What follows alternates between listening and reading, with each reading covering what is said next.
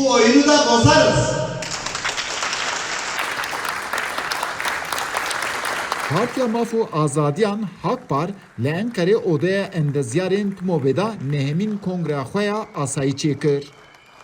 Hakpar di 11 Reşemê 2002 da dibin serokatiya Nebiyê Şêx Saîd Abdulmelik Fırat da hatibû damezrandin. Salona ku kongre tê da hate çêkirin bi wêneyên Şêx Saîd, Qazî Muhammed, Seyîd Rıza, Cigerxwîn û gelek pîremerdên Kurdan ve hatibû xemlandin. Rêveberê HDP Doğan Erbaş, hevseroka bajarê Enqerê yê HDP Pakize Sinemillioğlu, berdevkê Hudaparê, Şehzade Demir û gelek mêvanên din beşdarî vê kongrê bûn.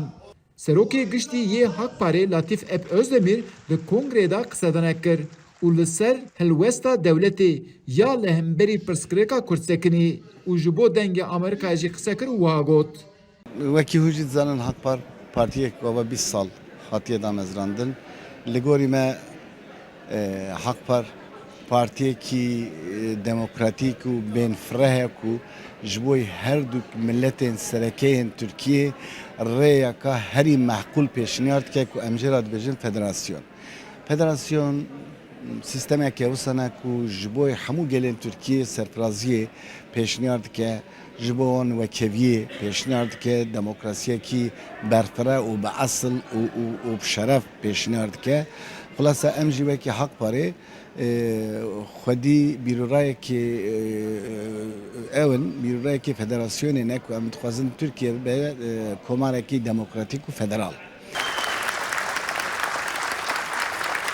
Hakpar di bernama partiyê da ji bo çareserkirina pirsgirêka Kurd daxwaza federasyonê dike. Di warê girseyî da jî di nav partiyên Kurdan da rêjeyeka pir bilind nekire jî lê piştî HDP di rêza duyemîn de ye. Kesên ku beşdarî vê kongreyê bûn û dilxweşiya xwe jî wiha diyar kirin.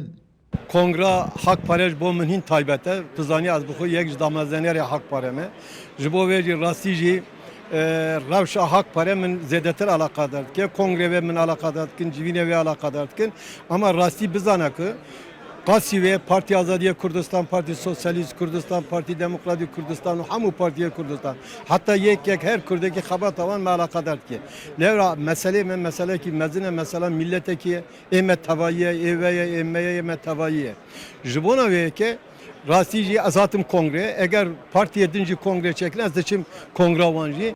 Piştî Abdülmelik Fırat, Bayram Bozyel, Fehmi Demir, Kemal Burkay, Refik Karakoç û herî dawî jî Latif Ep Özdemir bû serokê giştiyê Hakparê. Ep Özdemir ji serokatiya Hakparê dest berda. Di vê kongra nehemîn da jî Düzgün Kaplan ji bo serokatiya Hakparê hate hilbijartin.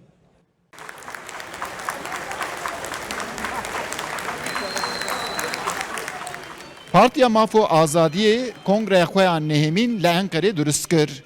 Ev partî li 25 şarên Tirkiye bi rêxistin bûniye. Ji bo ku bikaribe beşdarî hilbijardinê bibe, 41 şarî zêdetirê ku rêxistinî bibe. Eyüp Demir, Dengê Amerîka, Enqere.